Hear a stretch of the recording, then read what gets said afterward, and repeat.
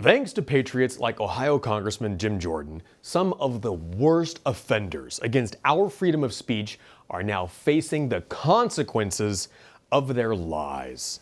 The Stanford Internet Observatory, one of the most radical media organizations that pushes extreme leftist disinformation, is shutting down for good.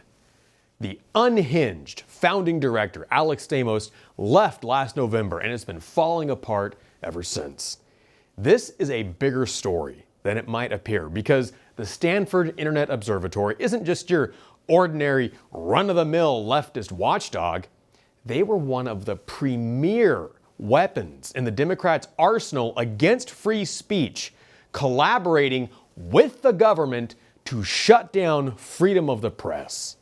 In fact, the observatory has been sued no less than 3 times over complaints that it was illegally colluding with the federal government.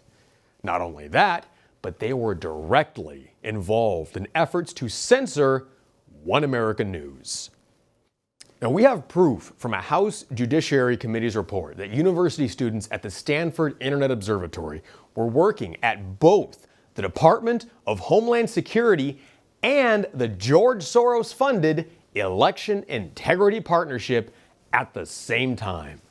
The House panel, spearheaded by Jim Jordan, released a 103-page report detailing how the Election Integrity Partnership was working hand in hand with the DHS's Cybersecurity and Infrastructure Agency, known as CISA, to censor news and information online, including our reports here at One American News. In their official investigation, Congress pointed out that Stamos called his Election Integrity Partnership a one-stop shop for local election officials, DHS, and voter protection organizations to work directly with social media platforms to censor the speech of American political candidates and commentators. This proves the government was collaborating with private organizations to censor free speech. Listen for a second to this unbelievable exchange between a Trump-hating director at the DHS, Chris Krebs, and Alex Stamos, the head of both the Stanford Internet Observatory and the Election Integrity Partnership, as they discuss why Americans shouldn't be allowed to choose what news they watch. People have so much choice now. They can choose what their news sources are. They can choose what influencers they want to follow. And they can try to seal out anything that helps them question that. And I think that gets to a really core issue with how our freedoms as Americans and the way we've treated press freedom in the past is being abused by these actors.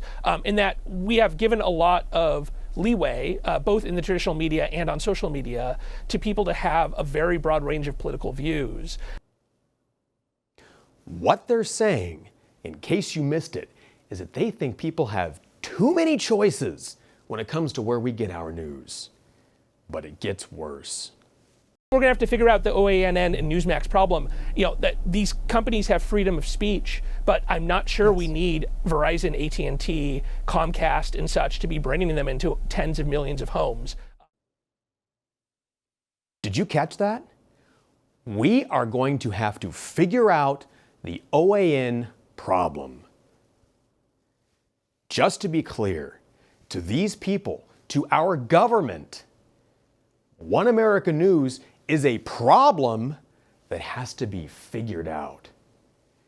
If that doesn't send chills down your spine, then you have no concept of the gravity of that statement.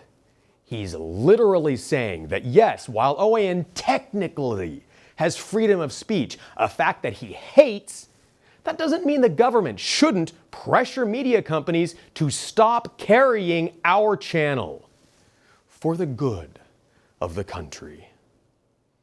But in a sign of just how bad things are, Stamos wasn't the only one calling for our censorship.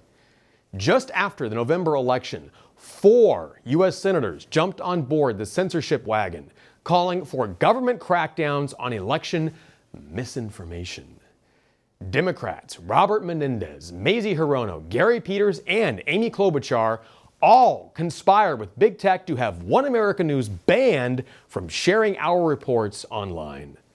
Around the same time, more members of our government, Democrat Representatives Anna Eshoo and Jerry McNerney, sent a mafia-style letter to AT&T demanding they shut down OAN for public safety.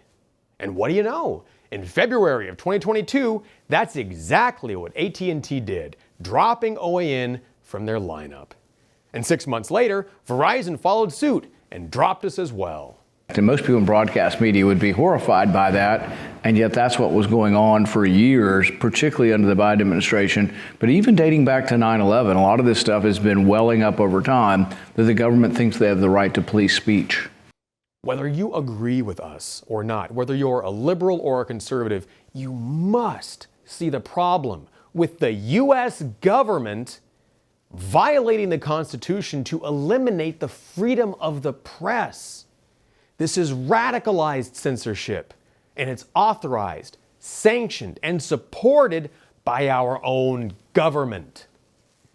When every major organization and federal agency is fighting to silence networks like OAN, then you know they're not just trying to censor us, they're trying to deceive you. Proudly speaking for the still free press and for One America News, I'm Pearson Sharp.